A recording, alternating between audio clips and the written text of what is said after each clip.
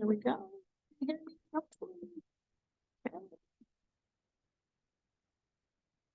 Okay, sweet. Let's see how this goes. Welcome, folks. My name's Fola again. Welcome to the Pathworking. This is session number 5, I believe. So we've been working on this since what, September? Sometime beginning of September or mid-September, working along Tree of Life. So as I mentioned, the Qabalistic system has this tree, and technically it starts at the top sphere.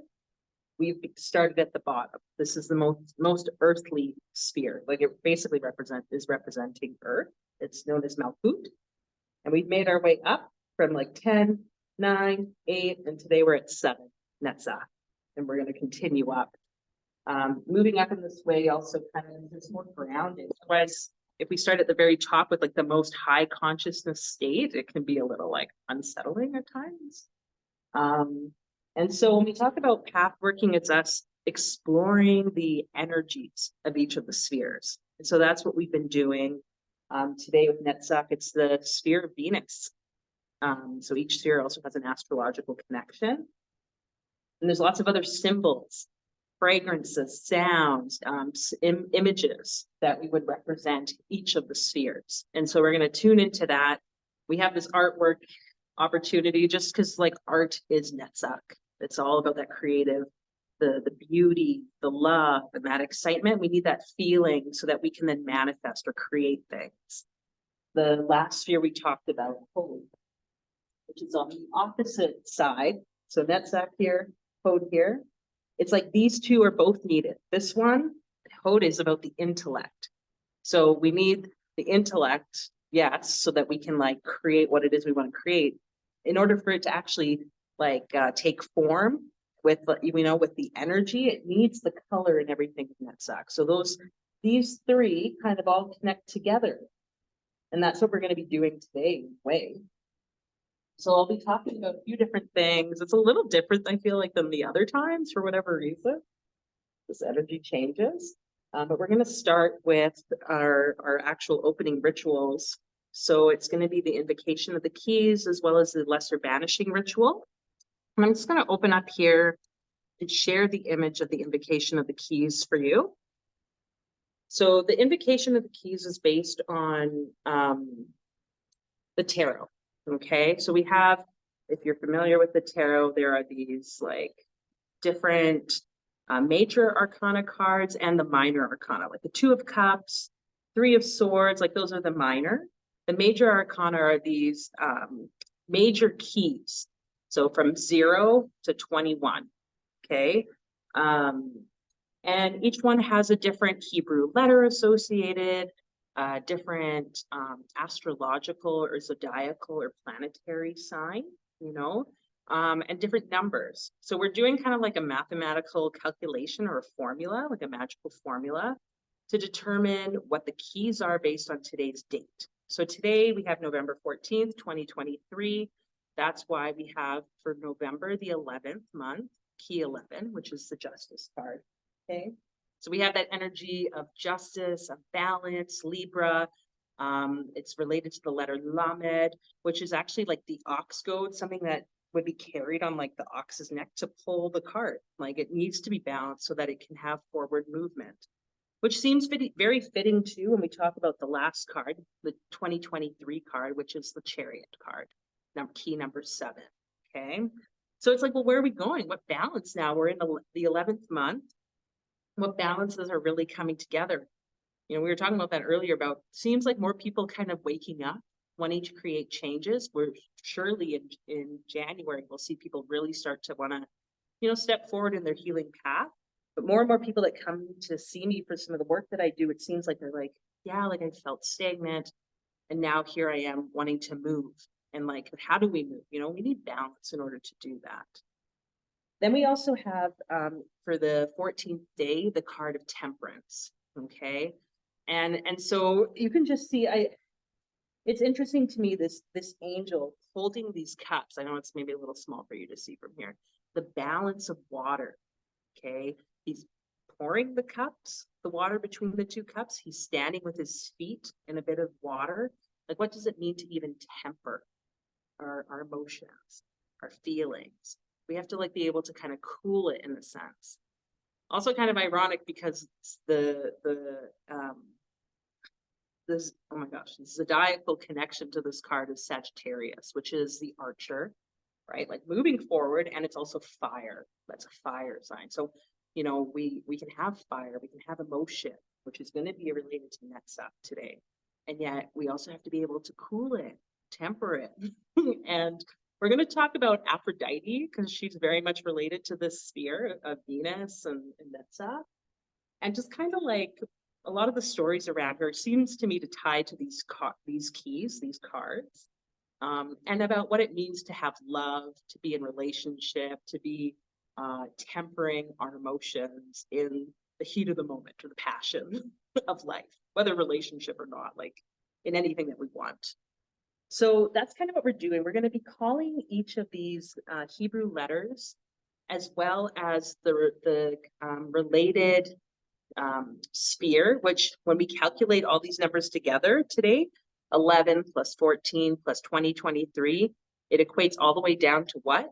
The 7, which is the sphere of Netzach. So we're actually vibrating the divine name or the God name of the sphere in the invocation of the keys, which I thought was really neat. So we'll start with the lesser banishing ritual, and then we'll do the invocation of the keys. And it's just opening up the doorway for us to step into this work today. And whatever you get from these cards, when we do the invocation, you know, whatever messages, whatever intentions you might hold, know that that's meant for you. Okay. So does anyone have anything they want to share about these 3 keys or this combination that's standing out to you? You don't have to if you don't want to. Just open the space. No? Okay. Well, let's see what happens then.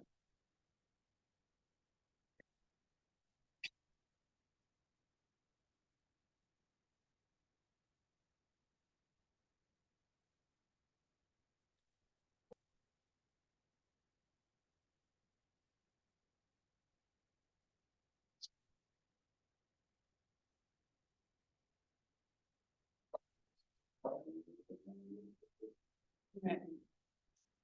Before we start that, just invite everyone to take a deep breath in. Just notice your body and your breath.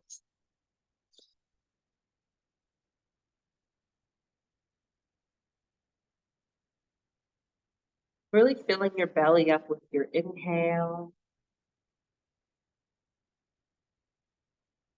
Noticing those shoulders drop on the exhale.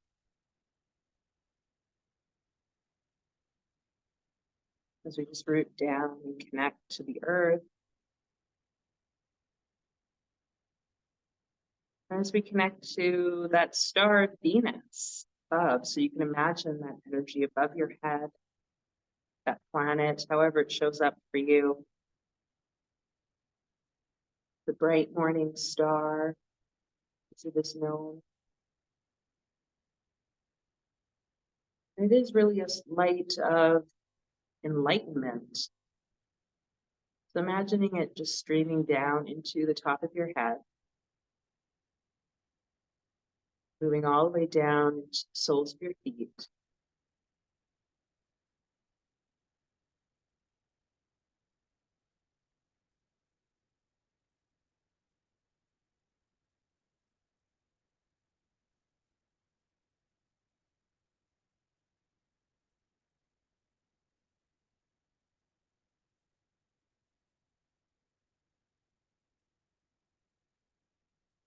And with that energy inside, we'll stand to begin with the lesser banishing ritual.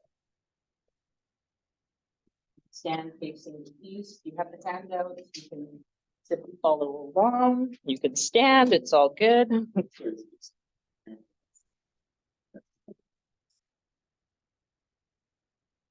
Great question.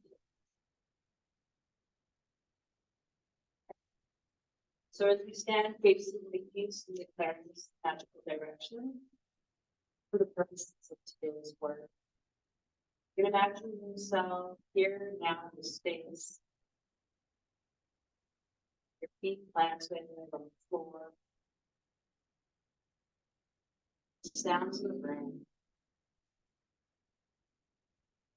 Now beginning to imagine your body as a body of light that grows and expands, reaching up to the sky, making its way up high with the buildings.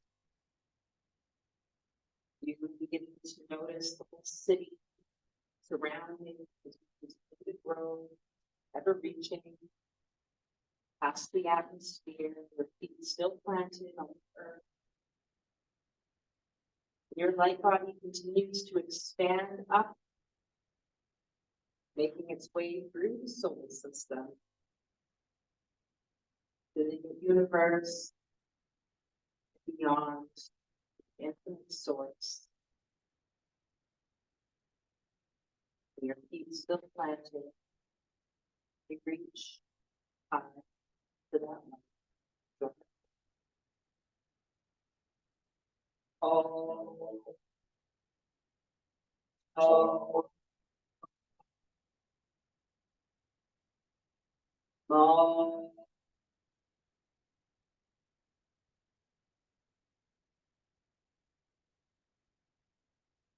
oh, oh,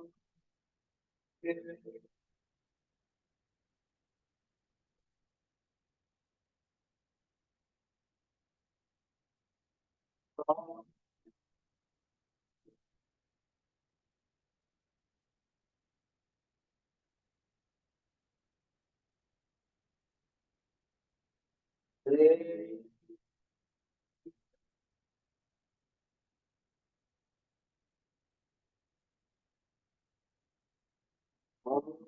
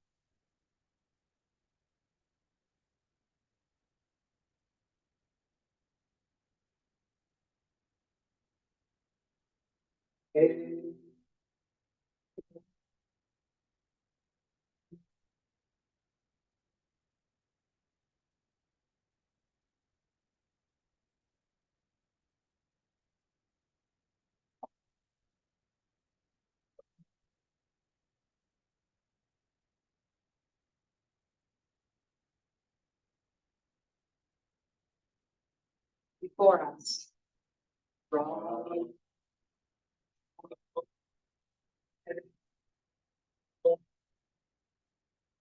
behind us, broad,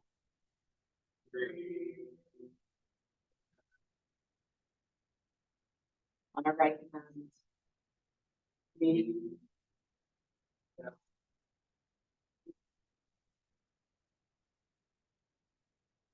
on our left hand.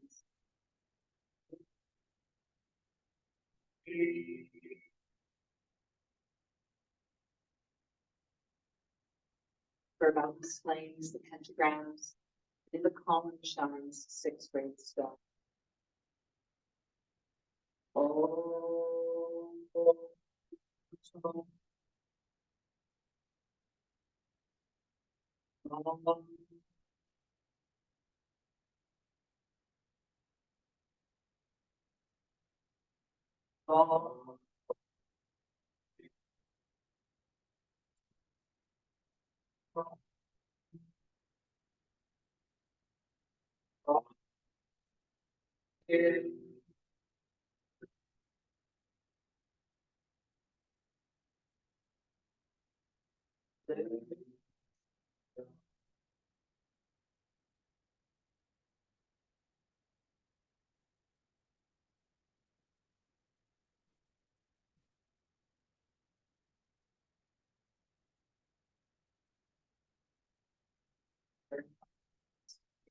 space.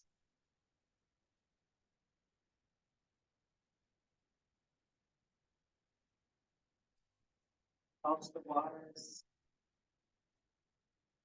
standing, waters of the sea, purifies space, water.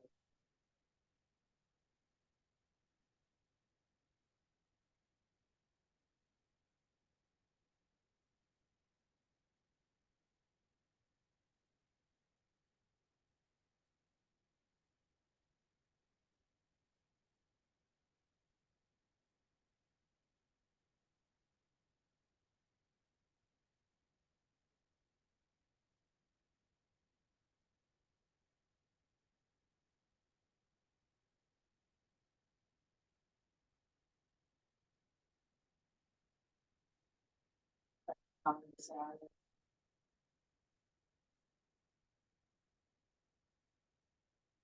what starts in us.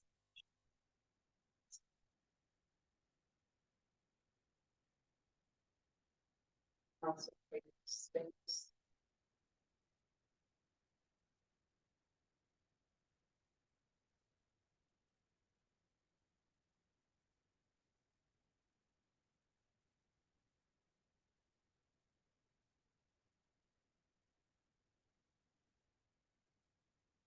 Here now is an invitation to peace.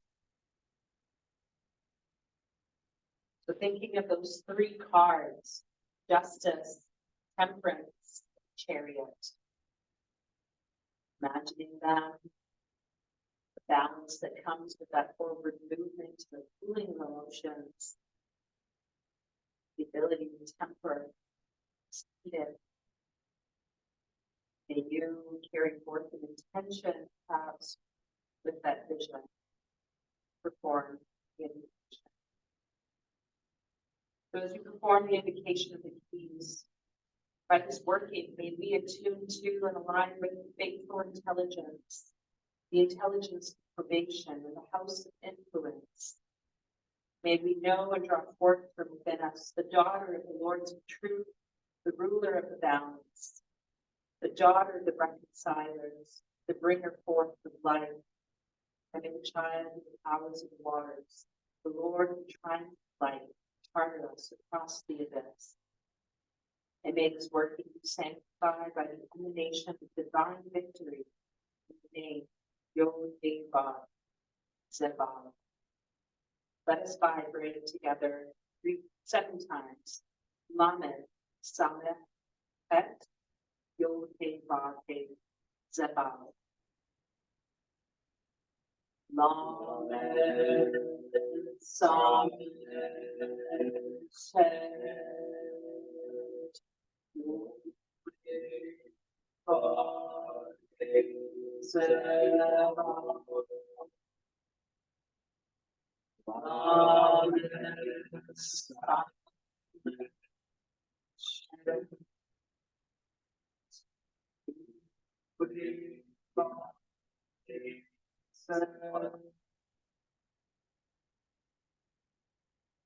Lamed,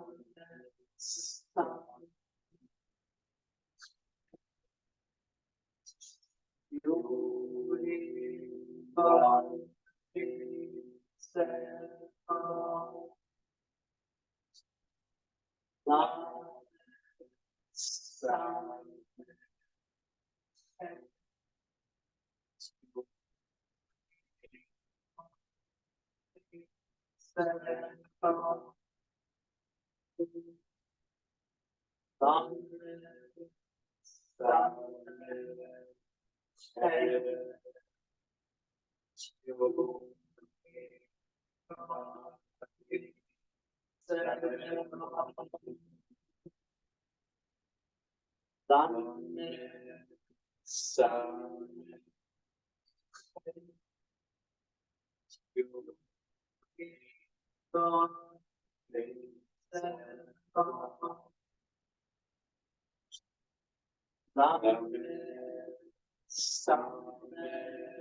8,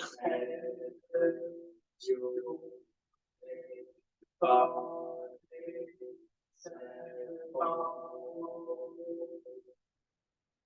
it will vibrate all through long. All go.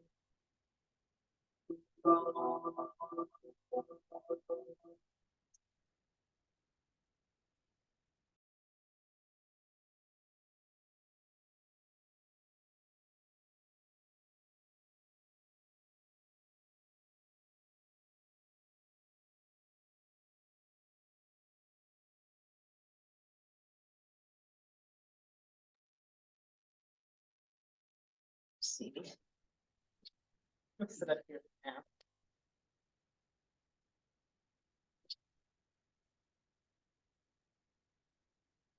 So I thought we would check in to start, see where people are at. I know this is your first time, but that's okay. How have things been for people over the past couple of weeks? You know, and if you've been working on the pathworking, then obviously where have things been since working with people like that magical sphere. Otherwise, like, yeah, just what things have been showing up, especially with code being the intellect, a bit about thoughts. You know, I know for myself, I was noticing a lot about how my thoughts are creating even more so. It's like I think something and then it would happen, or people, it's almost like people reading my mind, so to speak, you know, and like recognizing how quickly things can like manifest. Even if it's not a manifestation in the physical reality, it's like a confirmation that you mentioned, like those synchronicities. Like I feel like that really just, there was a different layer to that for me, as well as this clarity about like letting go of what I want to see happen. If I continually think and process, like, oh, usually it like doesn't work. So yeah, just curious if you like sharing what's been showing up for Ivan. I guess like this with the magic practice, just feel like I'm coming to a new understanding of like the vibrating. I think like at first I thought that seemed like church. I didn't like that, or like just kind of was put off by it. But now I kind of like am understanding that these different sort of mouthing patterns and like vibrations are like meant to like change your consciousness in a certain way.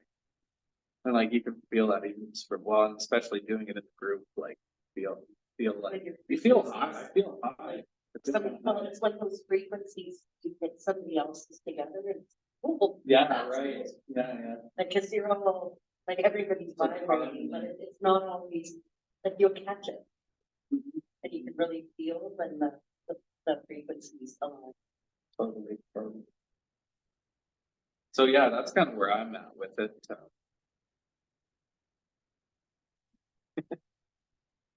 I've noticed people in general almost losing their minds in the past 2 weeks, forgetting rationality, forgetting kindness, and just becoming entrenched in what they believe is right, and creating more of a divide that was already there with a lot of sort of divisive politics and concepts. I work in an inner city elementary school, and it's been about Christmas. Very population Wondering on Christmas. staff members in years over whether or not we should fail. It's not, it's important.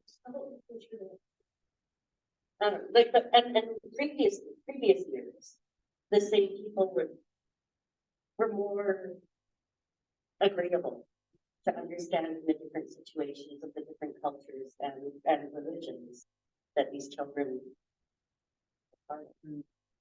It's like everybody's starting to take their stand. Okay. I sure think that. At least people are coming out and making a stand. Yeah, do you know what I mean? I feel like we're in like a growing period of like, I think COVID was supposed to like, I don't know, help us focus internally. And now people are coming back out into the external. And hoping that just growing pains, but that's what it feels like to me. Well, and it's interesting hearing both of what you've shared, because it's like, it does seem very much tied into the whole concept of Netzach, like this next sphere. I mean, with code itself, like we talked, like the vibrations. Vibrations are important because that's how the world was created according to many cultures. Like the word, spoken word, the intellect, like almost having to create. Also a part of that is like the individualization that happens. So kind of what you're saying, it's like almost like this individualization has been occurring over the past 2 weeks that seems exponentially so. And I think there's some astrological reasons behind that too. And now we're moving into Netzach, which is the group mind. Like, you know, we could look at a piece of art and it'll elicit something emotionally or vibrationally in everyone. It's almost like it's stepping from the way of like, oh, this way's right, very lopsided, to now balancing it with this other side of the tree. And so maybe, hopefully, there'll be something that's revealed within this as we go through. And I appreciate you both like sharing. I want to invite you too, if you would like to do some art, you can feel free to start now. There's some canvases there, there's paint, there is also just crayons, those cups of water so that you can dip the paint brushes in. So feel free, and I'll be talking as we go through it. So just let the words, again, like vibration, enter in. If you don't want to paint, you don't have to paint. You get to decide what you want. I'm going to speak some words though that we'll be talking about that maybe will just kind of spark a bit of something if you're looking for some like creative sort of item. So the sphere of Netzach represents or means the word victory. Okay, it's the sphere of Venus, the sphere of the instincts as well. Again, the emotionality, like the feeling. It's about love, unconditional love, relationships. It relates to, again, it's on that lower part, like the loins, the hips, the legs, and some other pieces that might kind of spark. It's like the raven is the bird that it's related to, the mineral of arsenic. So that means something to you. Pardon me? Apple seeds. Oh yeah, I guess that's in that. Yeah. Emeralds, you know, and that was something that was showing up in the past few days. Emerald. It's weird. And then I was doing more. I'm like, okay, now it makes sense. The magical image for this sphere is the naked, beautiful naked woman, or naked, beautiful woman, however that might be. And I mentioned Aphrodite, the goddess of love and beauty. So the rose, the lamp, the girdle. We're going to talk about all these things, just speaking some of these words. Do what you will as you paint or decide to do that. And yeah, I will do my part.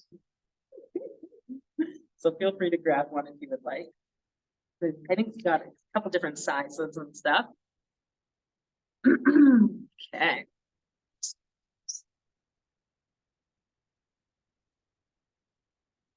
So with Netzach, this path number 7. It's the occult intelligence or the hidden intelligence, because it's the refulgent splendor of the intellectual virtues which are perceived by the eyes of the intellect and the contemplations of faith. Whenever I read these Yetzirah, Sefer Yetzirah, book, whatever, the words, Sefer Yetzirah, I can speak. It means sometimes nothing to me, so I'll read it again. The occult. Oh yeah, do it. Oh yeah, thanks. Yeah, if you need to, you don't have to look at. Yeah. I like hiding. So thank you. Yeah. Maybe like one of your French girls. Oh dear, it's turned into one of those classes. So the occult or hidden intelligence is named because it is the refulgent splendor of the intellectual virtues, which are perceived by the eyes of the intellect and the contemplations of faith. Those words that stand out to me are perceived by the eyes and the contemplations. Like, isn't that something we do with art? Like we observe it. We're taking it in, perceiving it with our eyes, and sometimes our other senses too. I think depending on each individual. And then we're invited to start to contemplate on what does that mean individually and also for like a collective sense. The word occult, that was one that really stood out. It's funny how we started the conversation earlier about Aleister Crowley. Like oftentimes when I tell people like, oh, I'm an occultist or have interest in occult, like people are like, oh my God, and it's got this really, it's got this really negative connotations. But it literally means hidden. It's taken from view. We're not able to see it.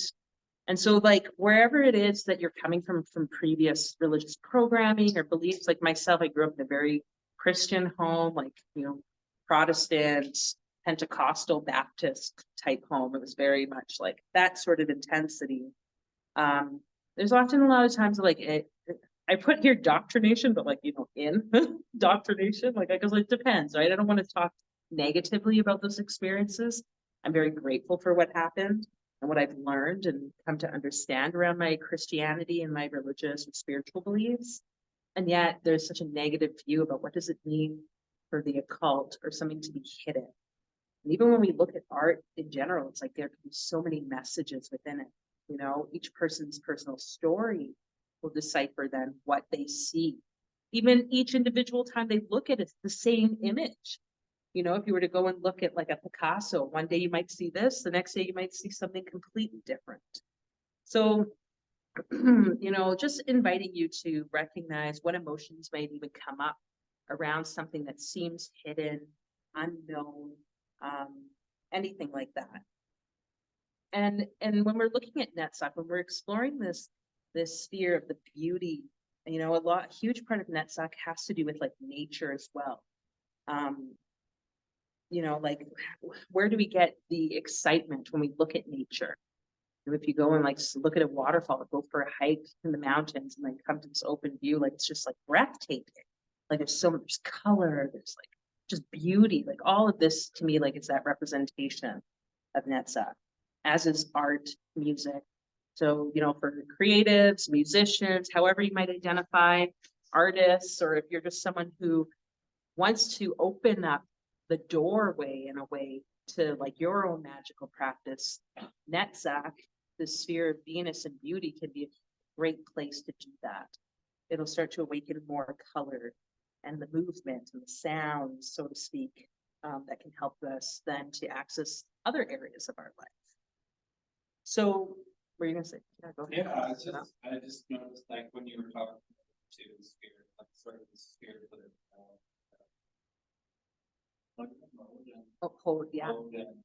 This Netzach.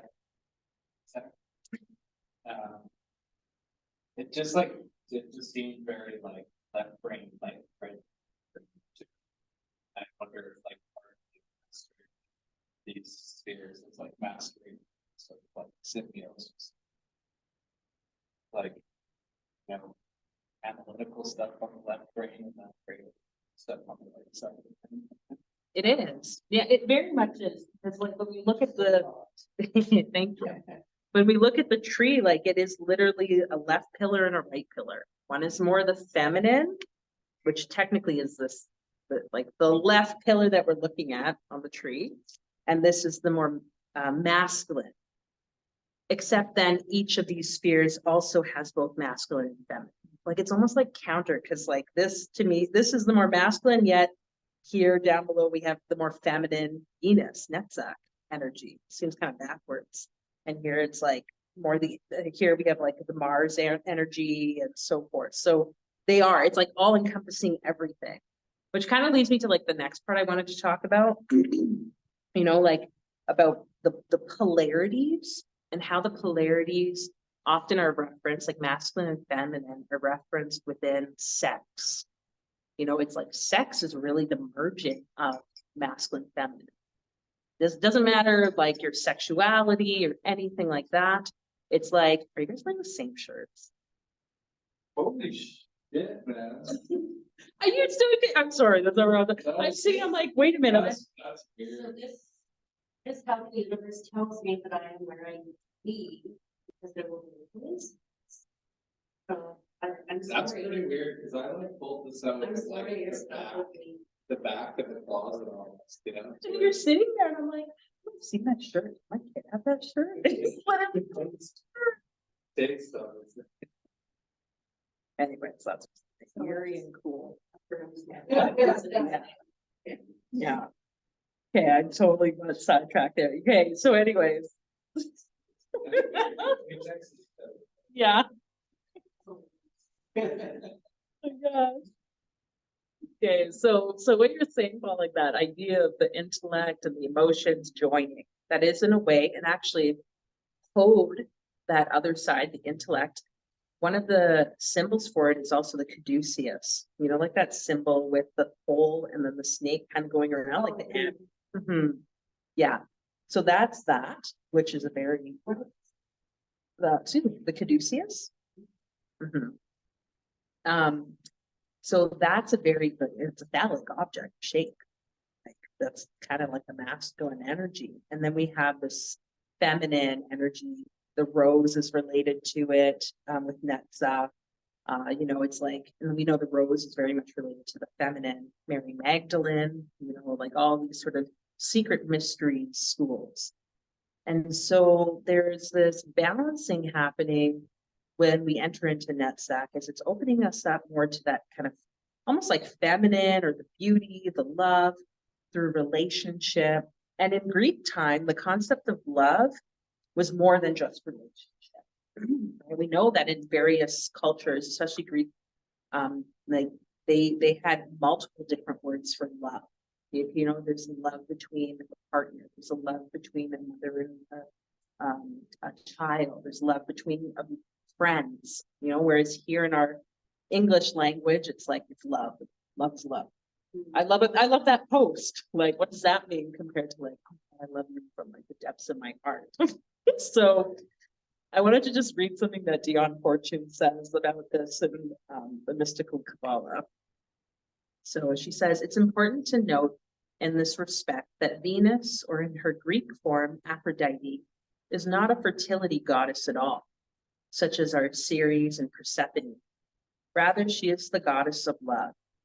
Now, in the Greek concept of life, love embraced much more than the relationship between the sexes. It included the comradeship of fighting men and the relationship of teacher and pupil. I just realized that.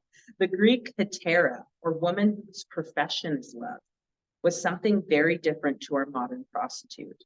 So I have this other book here you want to take. It's kind of like based on like the sex magic cults of Isis and Mary Magdalene and this whole other layer of things.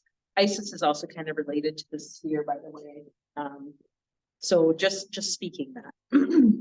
So the Greeks kept the simple physical relation of the sexes, or the Greeks, sorry, kept the physical relation of the sexes for his lawful wife, who was secluded in the gymnasium or harem, and was kept simply for breeding purposes, in order that he might have lawful heirs.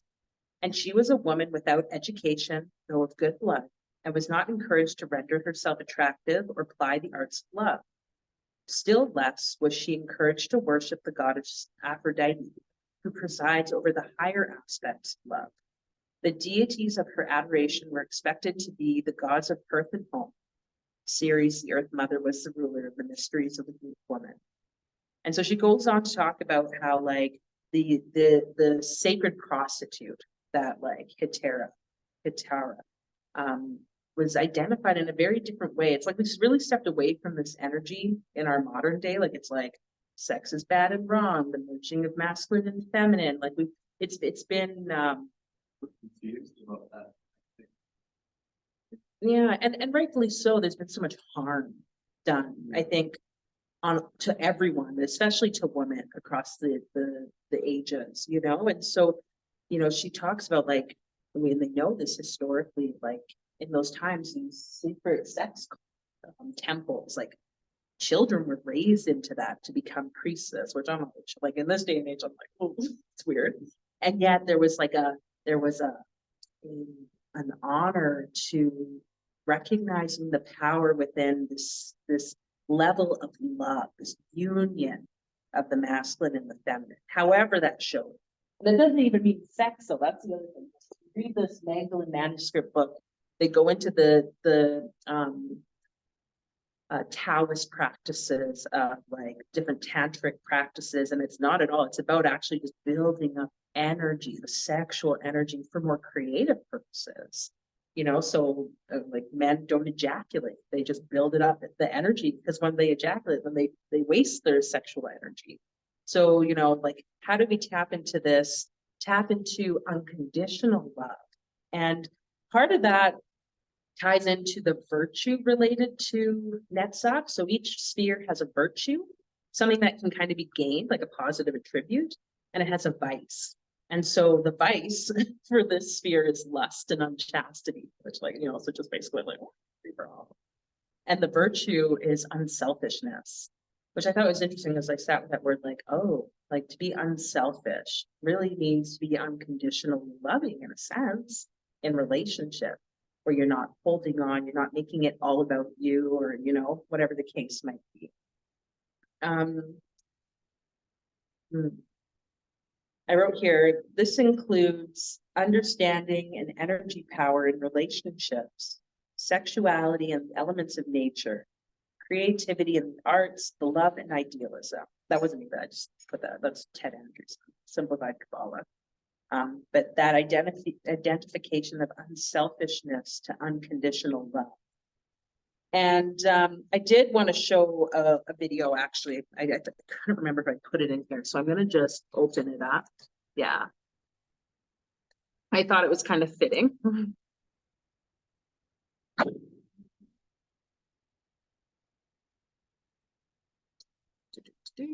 If I can find my history section.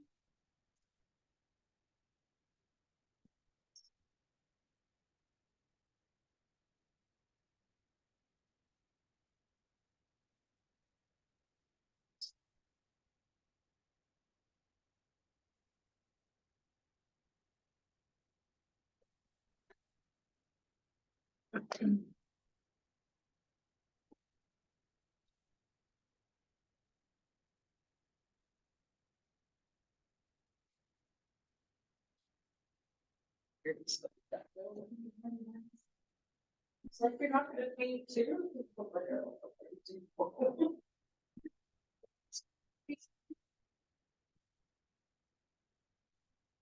I don't use my feet. Oh, you're having a conversation.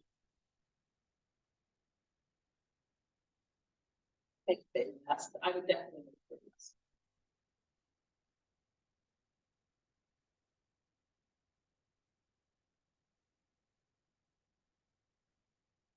Your willingness to just go in. So I think when it comes to art, it's like, yeah. Yeah. What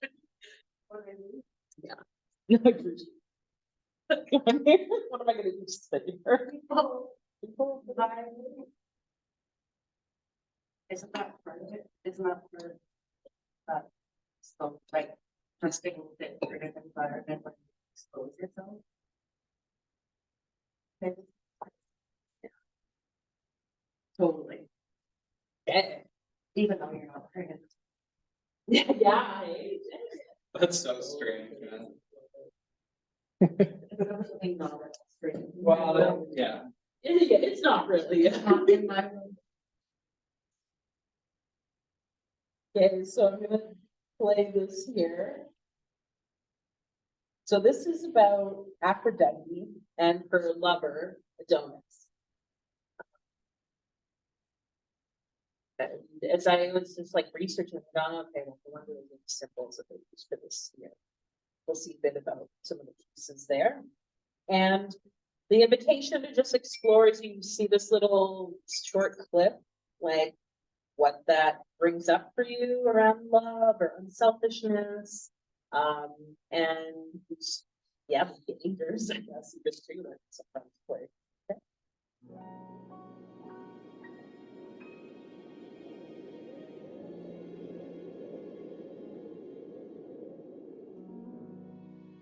Adonis was a hunter of unmatched beauty. As he wandered through the woods in search of his prey, the boy was admired by the nymphs of the flowers, since he resembled a god for being so beautiful. One day, Adonis even drew Aphrodite's attention, the goddess of beauty and love, who was playing in the forest with her son Eros, who was sharpening his arrows.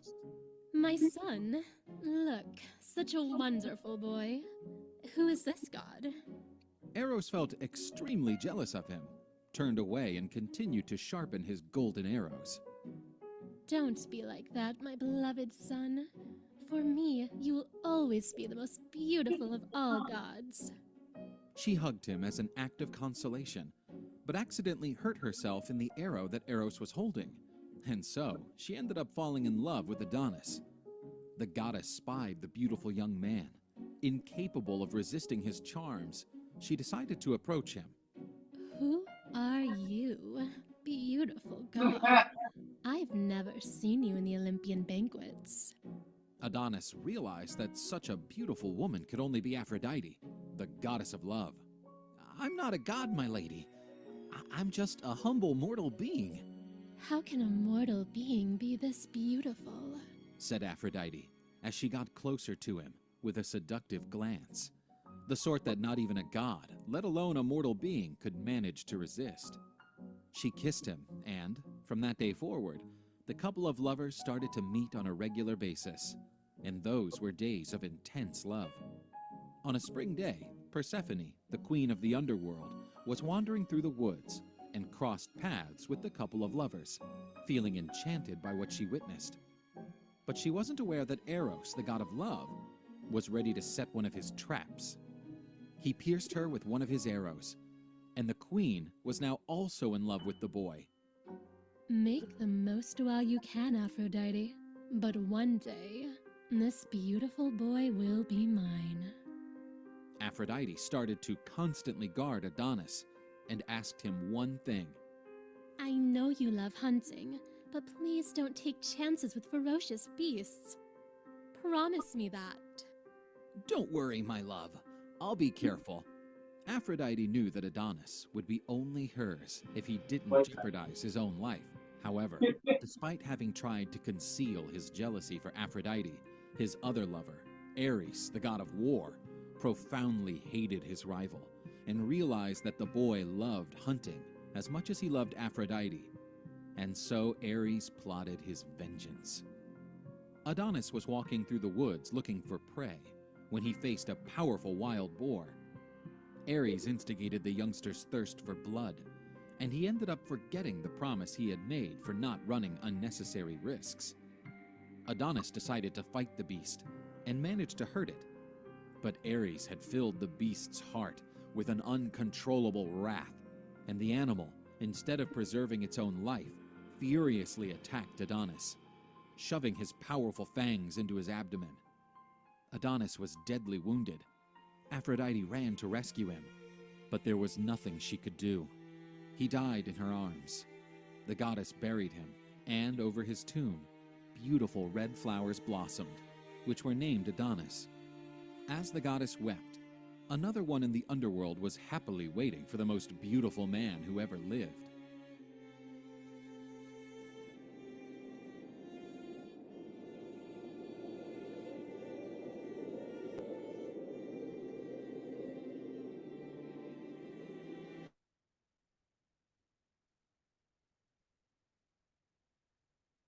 Okay.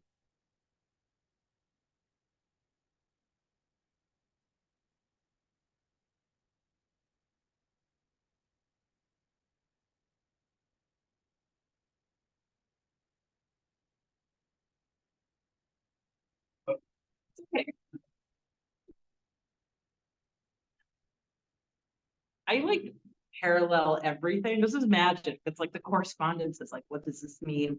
And over here, is it equal the same thing? So this is how my brain works. And as I was like listening to it and then just seeing the parallels to even Jesus and Mary Magdalene, you know, and there's different theories out there about how like Mary Magdalene was the reason that Jesus reached that state of enlightenment. That was her role, being part of like the sex cult or those secret like mystery schools. She was well versed as a sacred prostitute. be able to raise the energy up.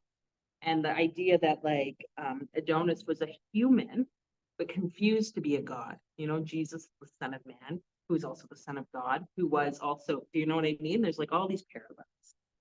I also thought it was kind of fitting that Aries, the god of war, like Mars, energy, we're talking about it today on a Tuesday, which is Mars Day in like astrological sort of relation. So here we have this theme of like love and beauty and the seductiveness of all of that and what it can bring. Persephone, that kind of like dark goddess energy coming up, almost like the Lilith sort of aspect, like the shadow of the feminine that's like selfishly wanting someone and would just like take it no matter what.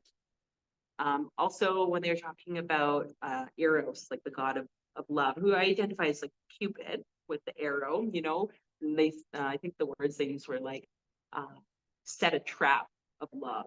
I'm like, well, that's fascinating that those words were chosen because it's like, that's kind of the mischievous trickery that sometimes love can bring, you know? So it's like all these sort of energies related to our societal views of love and relationship. What do we personally see it as? What does it mean to be unselfish or selfish or lustful? And kind of allowing, I guess, your time working with the sphere of Netzach to open your mind to some of that. Okay. I talked before about how Hod, the differences, I guess, between Netzach and Hod. Like Hod was really focused on the intellect, the individual, the beginnings of that individual mind. And now with Netzach, it's like we're balancing it with the feelings, the instincts, as well as that group mind. And both of those are needed. I'm not sure if I wrote, oh yeah, here it is. Hod must have Netzach, or the intellectual forms that Hod creates so that we can have magical manifestations, would be but empty shells. While Netzach must have Hod for its forces, the instincts and emotions, otherwise there'd be no creative outlet. So they need both in order to create and have something like. So I just, yeah, speaking about that. There's a couple other things I just wanted to talk about before we go into the like pathworking meditation. So first off is kind of this connection to a magical word in the Qabalistic method, and it's Ararita. Sometimes certain rituals will vibrate that, like Ararita. And it's actually a notaricon, which is just a way of taking a word from multiple words. So like you take the first letter from each like 5 words to form another whole word, okay, using the first initial. And so this Ararita is from the Hebrew phrase Ahad Rosh Achdoto Rosh Ichudo Temurato Echa, which means one is his beginning, one is his individuality, his permutation is one. And this really kind of highlights again that connection or the union of two. Like everything comes back to the one, you know. And we know that even when they talk about the tree, and we talk about us starting at the top with Keter as the first sphere, making it down to Malkuth, the 10 sphere, it just repeats again, where the Keter, like Malkuth becomes the Keter of the next tree. This is where they get that term, the Jacob's ladder. That's just like constantly 1 into nothing, into the 10, into the 1, into the 10, whatever. So I'm just speaking that for whatever reason that needs to be spoken. The symbols for this sphere, I mentioned we have the lamp and the girdle, as well as the rose. The lamp, I couldn't find a whole lot about Aphrodite related to that, but the girdle, you know, like when I think of a girdle, it's like the shapewear that like my mom would wear, you know. I was like, well, that's bizarre. A girdle's actually, I'm probably gonna butcher the mythology. There's like a few different reasons why Aphrodite was given that like strand. It oftentimes said it was made with gold, and it's a strand that like women would wear to like hoist their breasts, right? It's just, but it was just a strand that would go around the robe and so forth. So there's something about that. This like, yeah. Mm-hmm. Yeah, yeah, exactly. Yeah. And so Hephaestus, Thank you. Hephaestus? Okay, that's the first time I've ever come across that name. Was said to have made the golden girdle for Aphrodite to enhance her beauty. It's called a girdle because it means to grid or to give support. So the magical girdle of Aphrodite had the power to inspire the passion to desire. So that's interesting. Like this girdle, the magical symbol, when we go into the sphere through the pathworking, it's almost like sparking more passion for us, like more beauty in life. So that's kind of how I was seeing it. From there, the lamp to me is like, well, just lighting the way. Like we know Venus is considered the bright morning star. It's like you can see it first thing in the morning. There's a lot of references to Venus, like the light bearer, Lucifer, like all these ties to a lot of that like energy that we would say is like dark, and yet it brings more light. Curious enough how Venus is tied to that.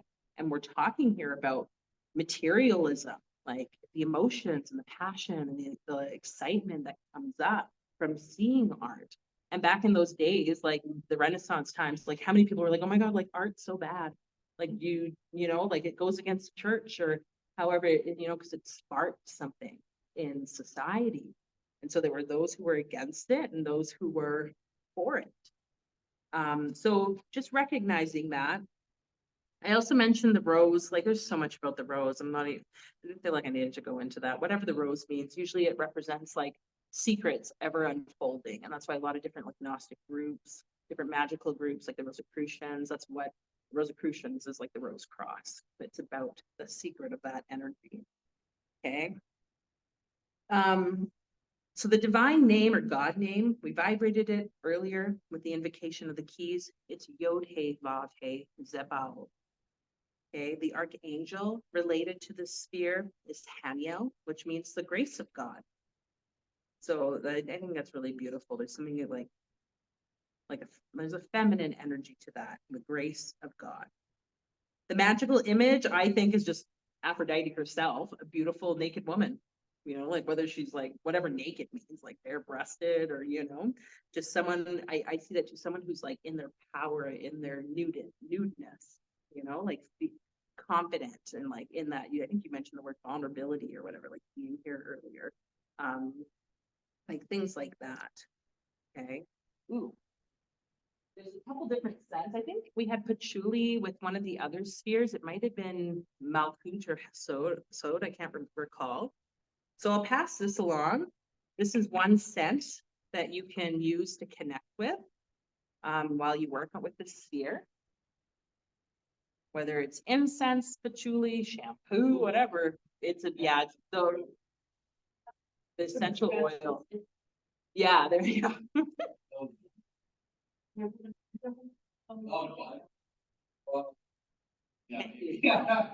Oh yeah, you can just pass it back to him. Oh, thanks. Yeah, and I'll trade. And then this is because another element of the fragrance is rose. So this is actually vegetable glycerin with rose, wild rose. So you could pink rose actually. If you want to put a little drop in your mouth, it's just very sweet. You can do that. Just don't touch the dropper. If you want to even drop it on your hand and then lick your hand, that's fine too. So like these are just energies that no. I would let you know.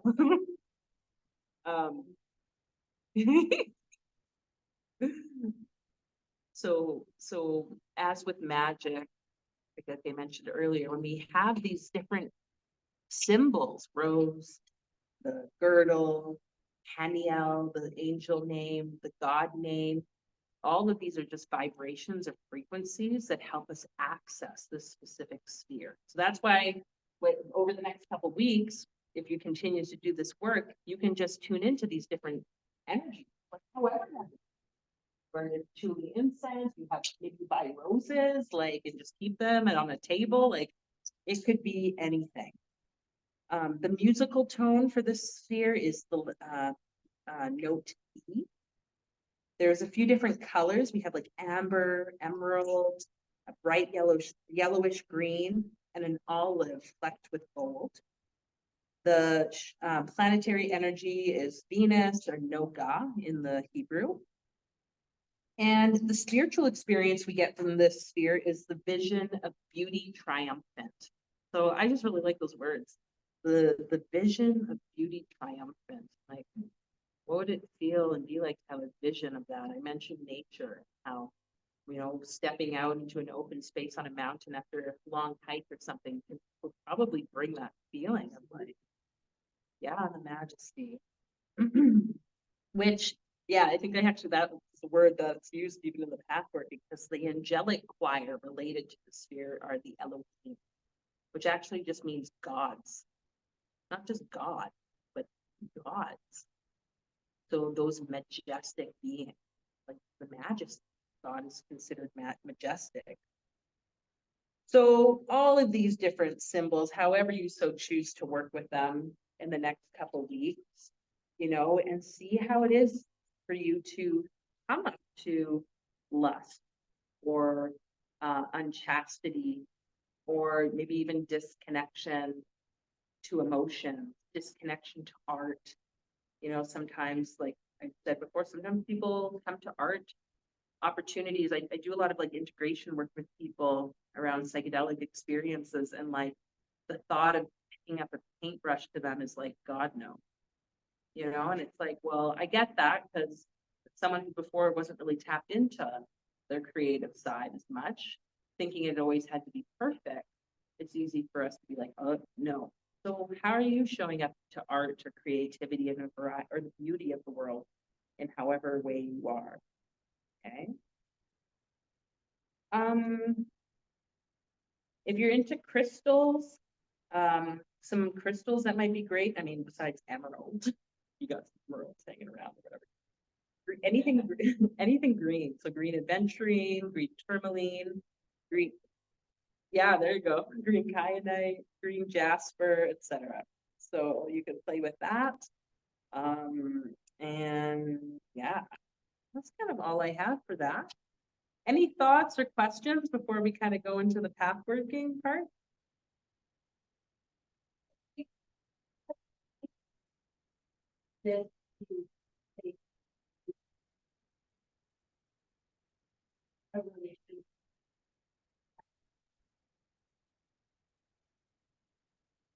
Yeah, yeah.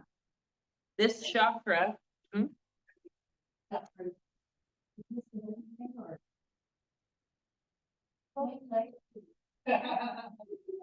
Yeah, you know, like, so there's different kind of, what would I say, different ways of perceiving, you know. I think, oh, you know what, it's on this website. I'm pretty sure this one is related to the solar plexus. Yeah, the Manipura chakra. So you know, it does kind of move in that way, so to speak. Just depends on like the school of thought. You know, some people would say like, oh no, it may more is tied to sacral, because it's like the loins and the groin area, the hips, the legs, like I mentioned, or the root. So yeah, you know, there's so many different ways in which you can explore the tree, like Crowley's 777 encyclopedia is a great one, because it actually like shows you all the correspondences of everything related to each sphere, all the different gods across different cultures and belief systems, all the different minerals, all sorts of things. He was able to like kind of like bring it all together in that book. And I'm sure there's so many other ones like that one online I was looking at. It's kind of like a shortened version of that. So I think like Freya, the Norse goddess, if you're curious about the Norse stuff, like that's part of my ancestry, that's related to Netzach as well. You know, so you could tie down so many different themes or belief systems to, you know, I think it's fun. Make your own map. It's you ultimately figuring out, how does this relate to you, you know, and your own beliefs and your views about the reality. So yeah, it's definitely an interesting experience as we move through this and open a deeper understanding of our content.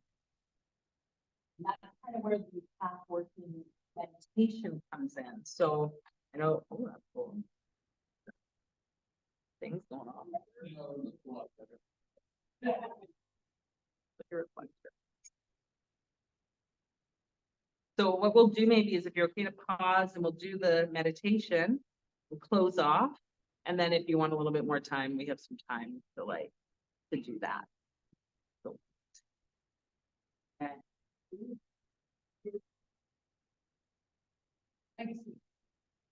Yeah, I don't know if we're gonna do art the next time.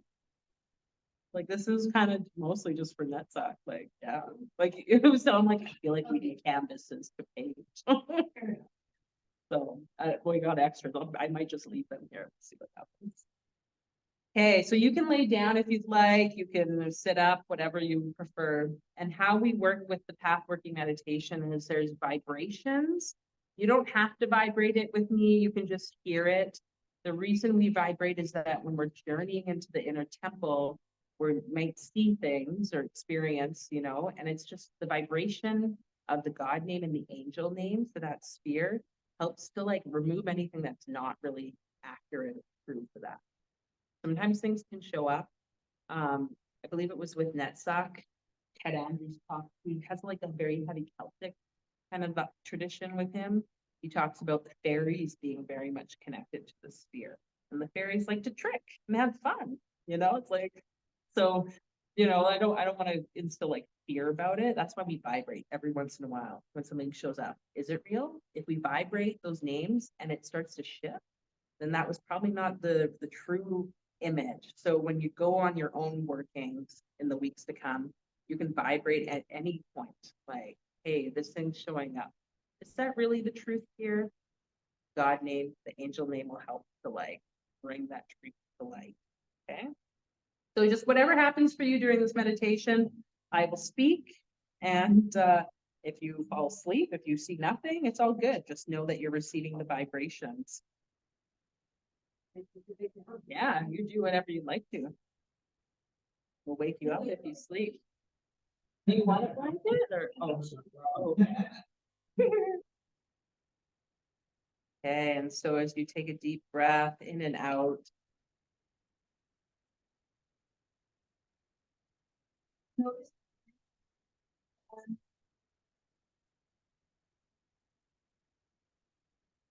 the belly,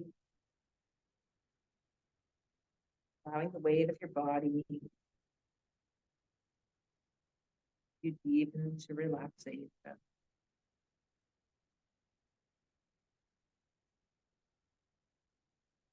Prolonging the breath from the inhale and the exhale.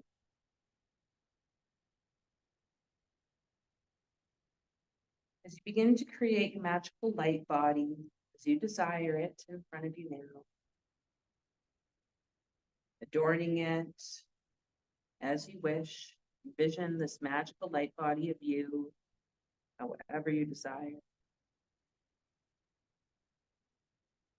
And allowing energy from the universe around you to illuminate this image.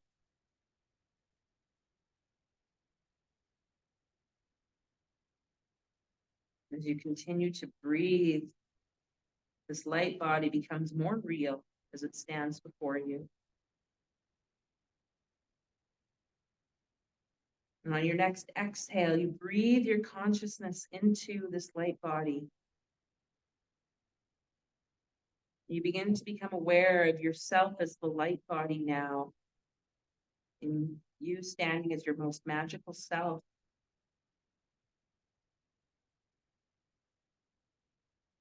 And you begin to form the image of a temple in front of you. Two pillars on both sides of a door appear. And you begin to imagine the color of Netzach, an amber, in a vibrant sphere of light. And the sphere of light grows larger and brighter, filling your light body, filling the entire space you find yourself in. Noticing this amber color, golden brown, yellows, becoming more vibrant, more real.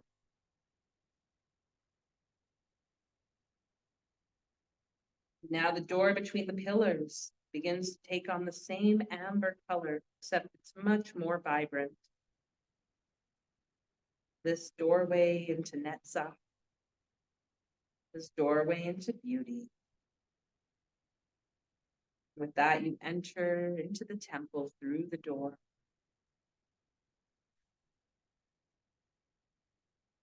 Now you inside this darkened temple, almost void-like. You sense the possibility of creation in this room. And as you enter, you begin to vibrate the divine name. Yod-Heh Vav-Heh Zebah.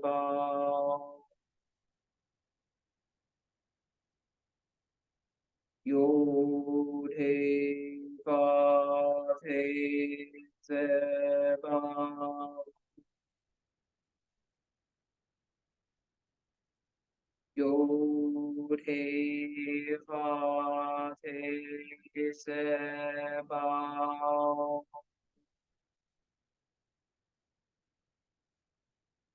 You feel the presence of the divine, and the room begins to shift to the same amber color.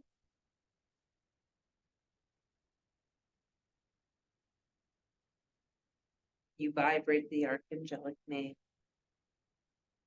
Ani.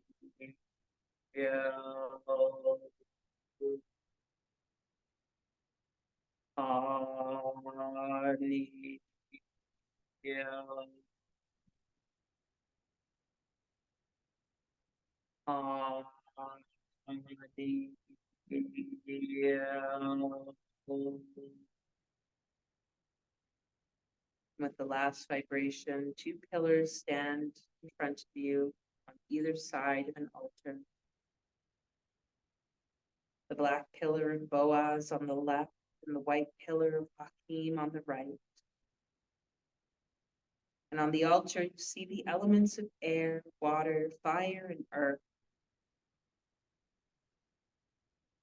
Sword, chalice, the wand, and the disc. And above the altar is the lamp shining in the same amber color. You stand in front of the altar, the middle pillar, and vibrate. Yod-Heh Vav-Heh Zebah. Ani Netzach.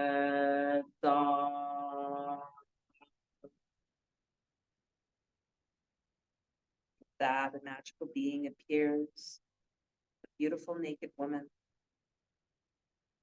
You notice her appearance and you vibrate. Yod-Heh Vav-Heh Zebah.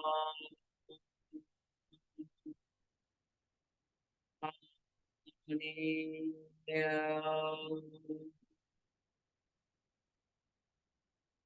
She greets you by name and welcomes you to the sphere of Netzach. Receive her energy as you hear the word. Welcome to the occult intelligence, Noga, sphere of Venus, the sphere of hidden knowledge, of beauty, of instinct. And the Elohim, the gods, here before you now. Yod-Heh Vav-Heh Zebah. Ani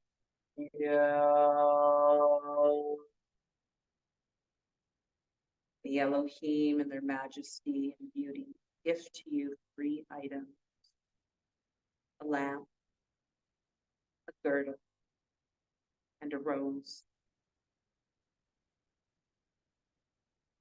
Yod-Heh Vav-Heh Zebah.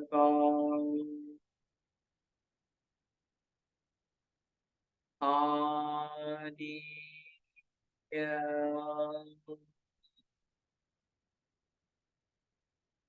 You you receive these gifts along with the messages from the gods.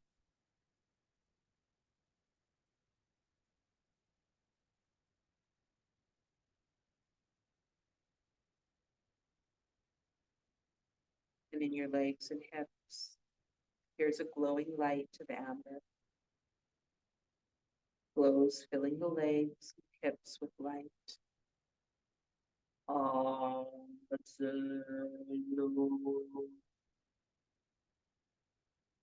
This light shifts to an emerald.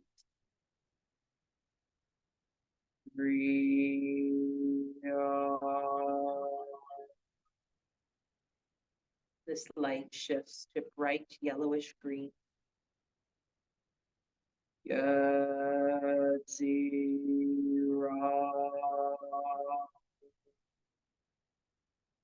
This light shifts to olive flecked with gold.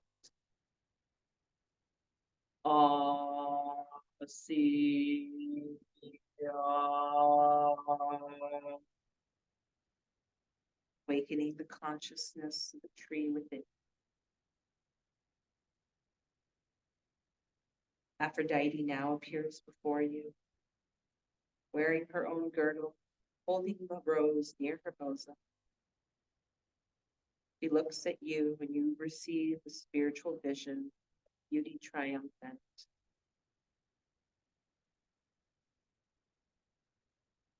Yo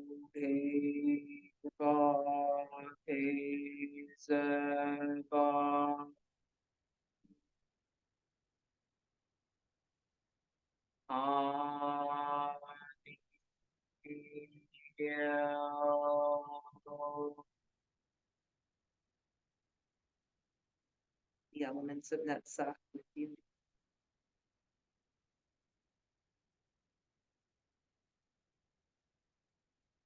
And with this, you thank these divine beings. You ask them to grant you a visit again soon.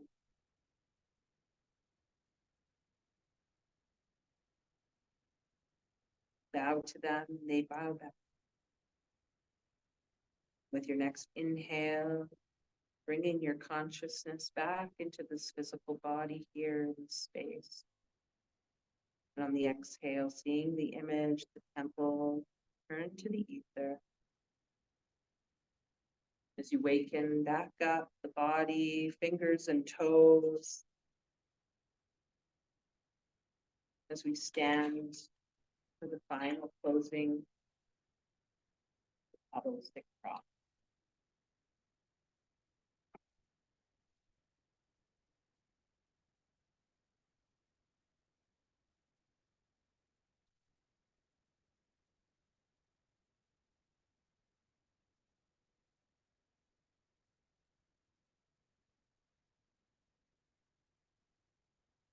And we come up now. Recognizing the energies of the sky. Here, you thank those guys, ascended masters, all those working so money part of on the journey. Thank you. Thank you, this inspiration.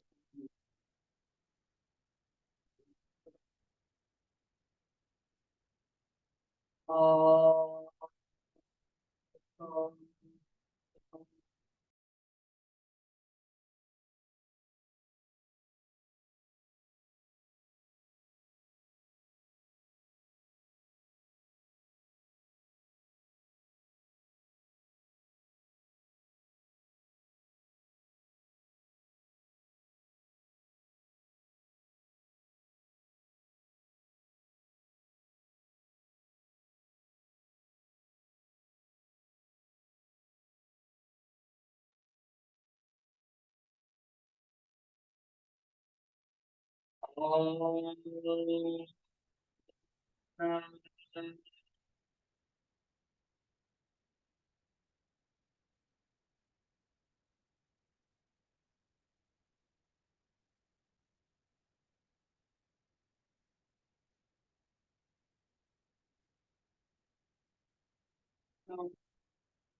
It's free to keep practicing, journeying to the elements. Have the workbook I sent out that has all the correspondences. You can keep track of what showed up for you, and yeah, reach out if anything shows up that you want to talk about. I'm always available, mostly available by email. We'll be meeting again in 2 weeks' time. I think it's the 28th. So, yeah.